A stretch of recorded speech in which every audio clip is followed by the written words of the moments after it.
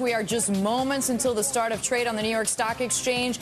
Stocks set to kick off higher. Of course, the game changer was the fewer number of jobs subtracted from the U.S. economy.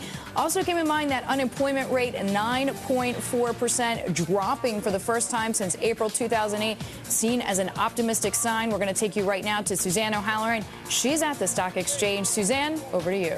Thanks very much, Deirdre. I am here with Jonathan Corpina of Meridian Capital Partners. Thanks for giving us a few minutes. What's your reaction to that better than expected jobs data? You know, clearly we've been looking for this number all week, and we've had signs leading up to it showing us that we might get this number. So I think traders have been positioning themselves ahead of this number, and the market is reacting very positively to it. It just solidifies some of the news that we've seen in the past coming out of D.C., some of the housing numbers that show us stability, that show us that we're looking at a rebound now. Okay, great. Thanks, Betty. Handing it back to you.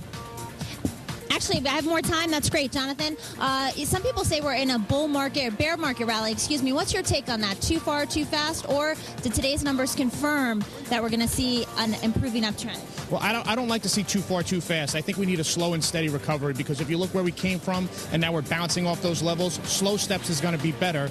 Short term, there's every sign that's showing us that we are going to continue with this rally. And coming back from last year, everyone was looking for third quarter and fourth quarter of this year for results, and we are starting to see them. Okay, well, we see a stock like AIG that's had a tremendous run this week. It's up again today on the earnings results.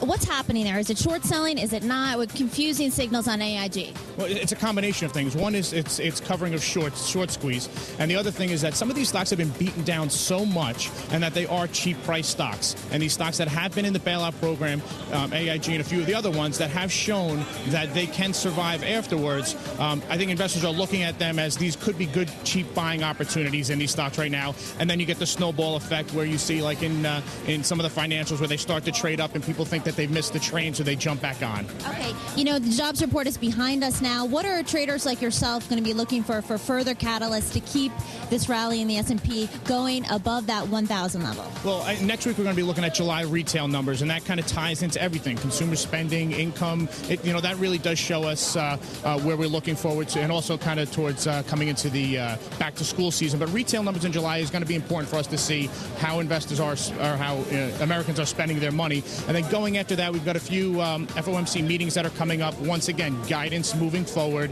what we're looking at, interest rates. It's stuff like that in the next 4 months that are going to dictate where we're going to be in 2010. Okay, and just we have some concern about resistance levels on the S&P. We had UBS talking about the 1020 to 1040 level. Are you worried about when we get to that level? Well, once again, moving too far too fast is always a concern. Staying above these psychological levels of 1,000 in the S&P and 2,000 in the Nasdaq, and clearly we've broken through a lot of these resistant levels in the Dow.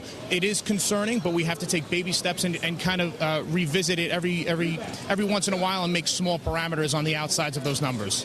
Great. And my final question, John, is volume has been a concern among a number of traders here on the floor. The volume just hasn't been where a lot of traders would like to be. Right. What's your take on that? Well, lack of volume adds volatility to the market, and we do have to remember that we are in the summertime, and sometimes it is slower. But as far as August is concerned, we are seeing volatility in the market that we normally don't see during the summertime, and that is due to some of the light volume.